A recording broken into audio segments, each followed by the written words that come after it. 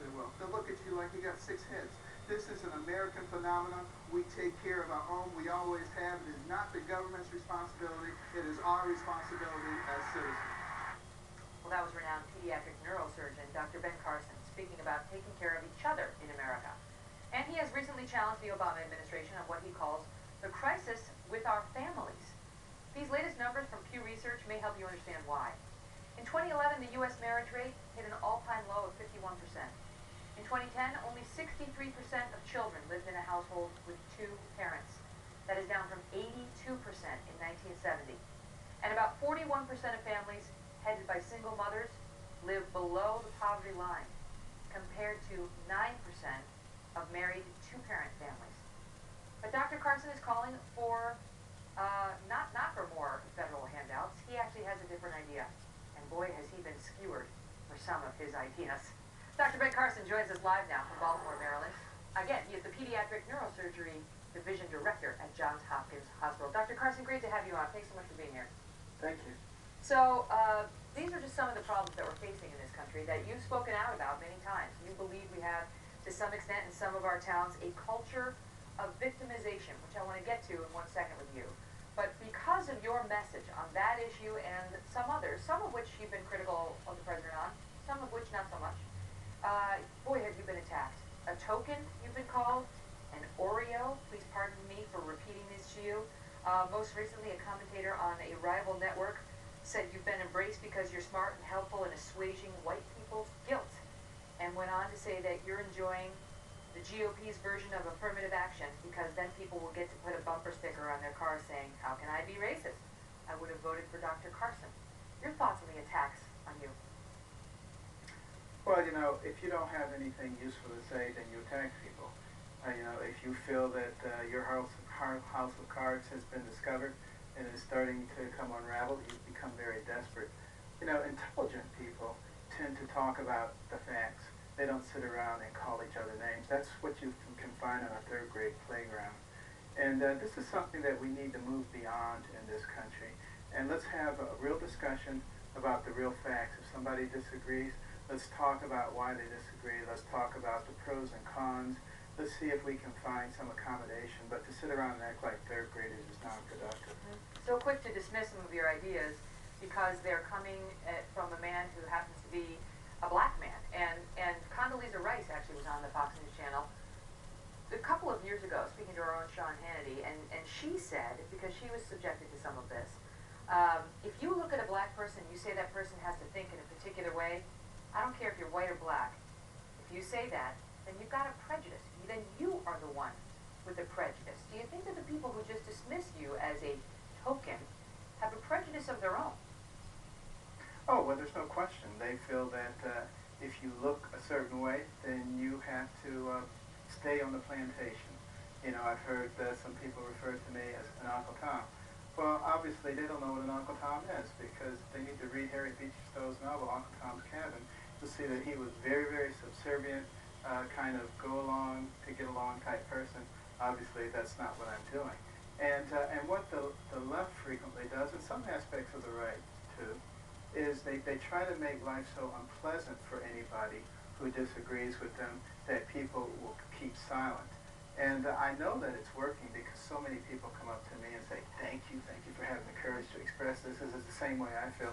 But most people won't speak up. I'm trying to get people to speak up because, you know, this country is changing into something else.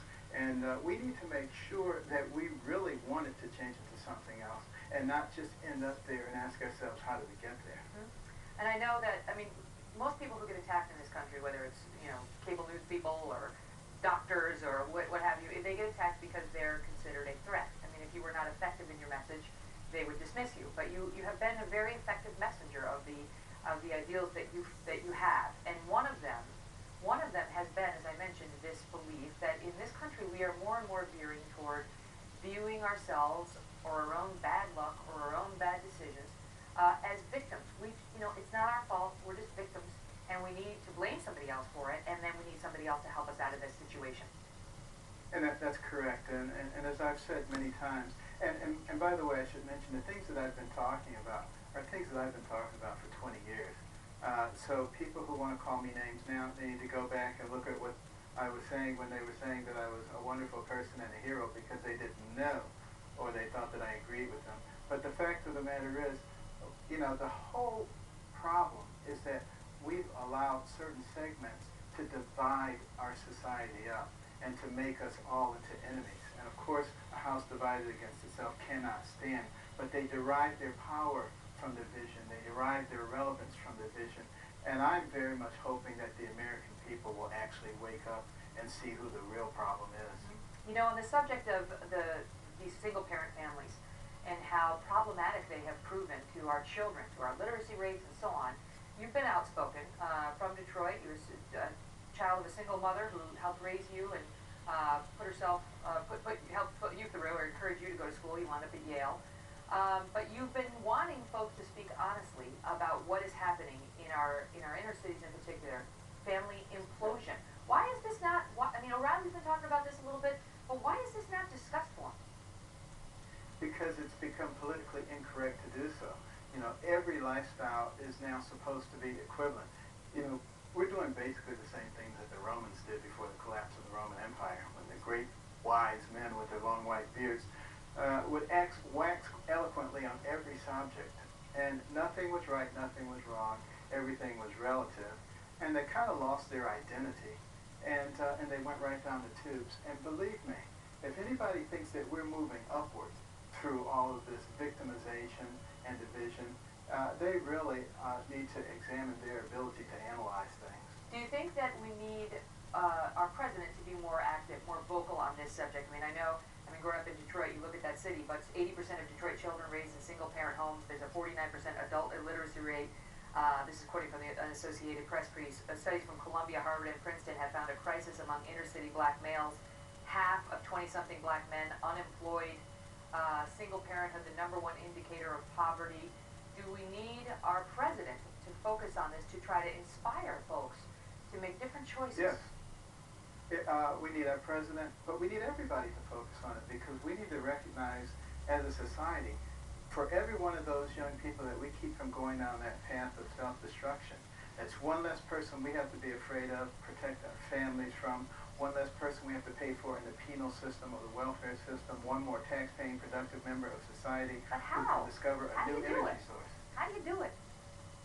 We have to place the resources there in the beginning. For instance, with Carson's College Fund, we put reading rooms in all over the country, particularly targeting Title I schools, where a lot of the kids come from homes with no books. They go to a school with no library, and they're the ones who wind up dropping out. They never develop that love of reading, which then fosters a much better impression of who you are and what you can do educationally. With a mom who had a lot going against her, how did she inspire you to lead a different life?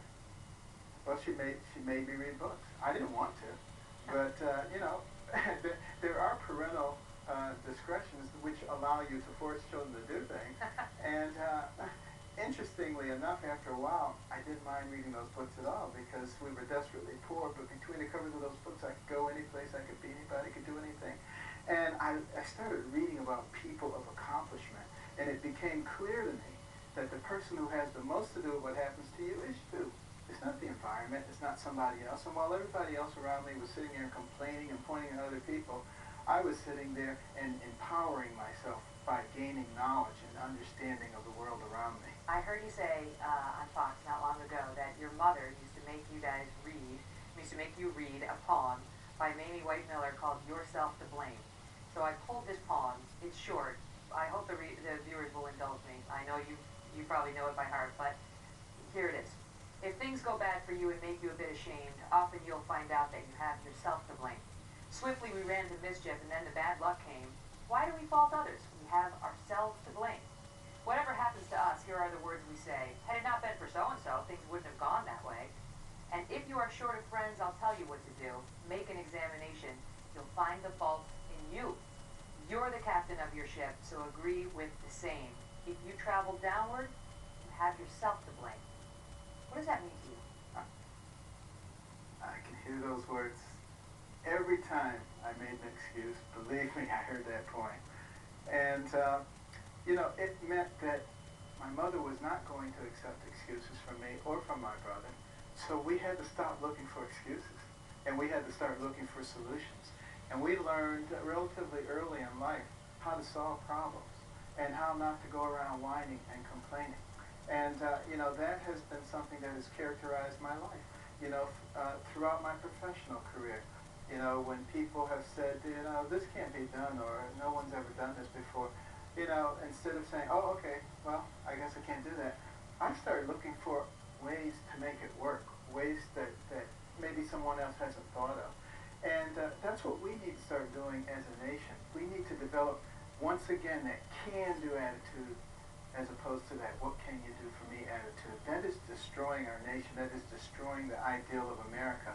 And I particularly feel for those who are the downtrodden in our society, because we have the intellectually elite who sit there and basically try to keep them in that position so they can continue to be the intellectually elite by giving them stuff and making sure, by saying the right things but not doing the right things. This is not useful. And I want people to wake up. Just wake up, please, and don't allow them to pull this sham on you and act like they're your friends. This is a man, speaking of can-do attitude, they separated conjoined twins. It takes a lot to get to Johns Hopkins University, never mind the director of neurosurgery, pediatric. Dr. Carson, it's a pleasure to have you on. Thank you so much for being here, sir. My pleasure. Thank you.